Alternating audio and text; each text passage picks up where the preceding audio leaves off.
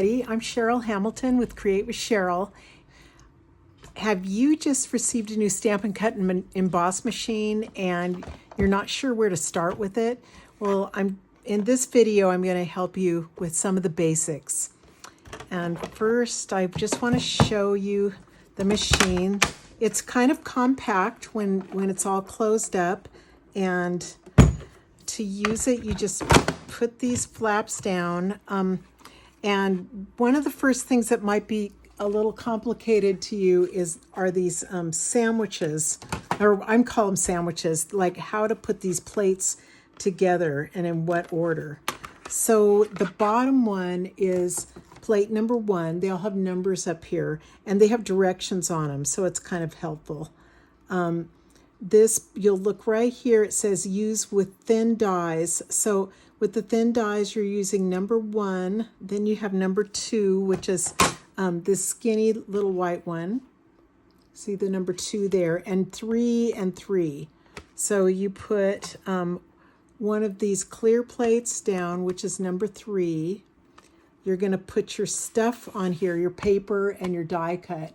And then on top, you're going to cover with another number 3 before you run it through. So let me just show you, let me die cut something. I've got these out on my desk because I've been doing fall cards. So Amber Autumn, and I will just, let me just cut a leaf for you.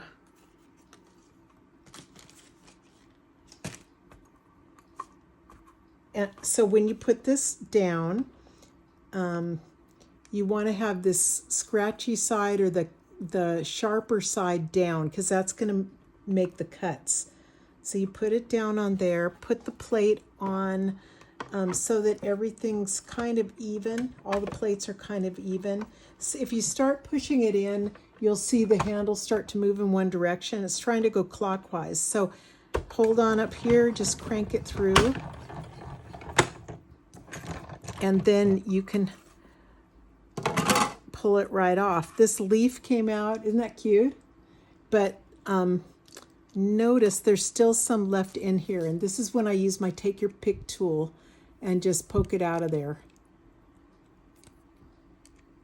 Oops, there it goes. Okay, let me do another and just show you that it goes both ways. So now I can go back to the left if I want.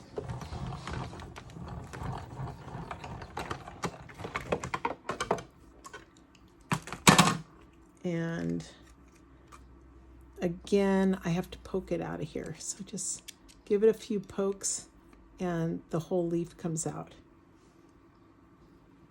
So that's the basics of how you die cut. So lots of times before you want to cut something out, you should stamp first. And that way you can get it cut right around where you've stamped it. So this is again from what's it called? Amber Autumn. Okay, I've stamped that in Cajun Craze, and I'm going to grab the die cut that goes with it and move my machine back here. Okay, now you could just put it on like this. Again, you have 1, 2, 3, and then you're going to put your papers down, and I'm going to put 3 on top.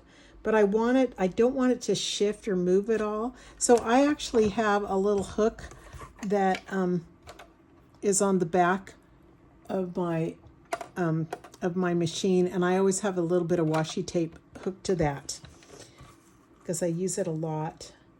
You'll notice I even have taped down this little thing to screw in the bolt or whatever it is if my handle comes off, which it'll do every once in a while, and it's irritating to have to look around the house for that tool. Okay, so I am putting this where I think it's positioned right to cut it out. Just put another one on this and crank it through.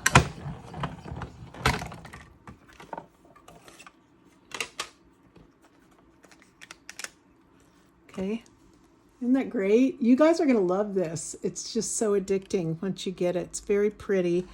Now, every once in a while, after using this over and over, the clear plates are going to get kind of warped and scratched up too much. So they do need to be replaced occasionally.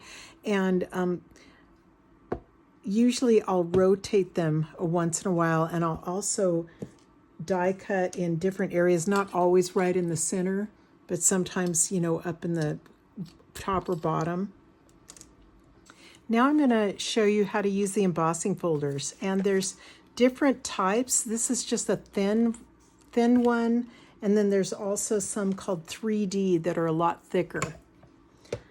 So for the thin one, I'm looking at the directions. This second part says using with standard embossing folders. So I'm going to put a number 1, which is this thick one on the bottom, and 2 number 3s. Okay, so this one, the number 3s, the clear ones. So that can go down. I'm using pressed flowers, and you also can use these, you know, pay attention to the black lines because that'll help to get it straight when there's some direction. And I'm putting it right up to that black line there and closing it. And you make sure you put the folded edge in first.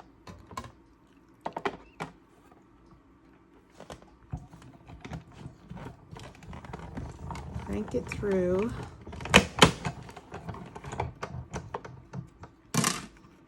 And here's what it looks like. Wow, it's so pretty. I just love embossing folders. I mean, they really add a lot. And okay, so that's the thin ones.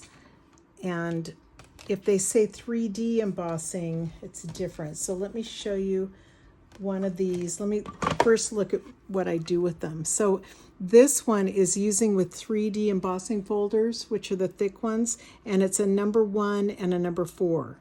Okay, so this is the 1, and the 4 is a gray plate. It's a heavy gray one. So here's your 4.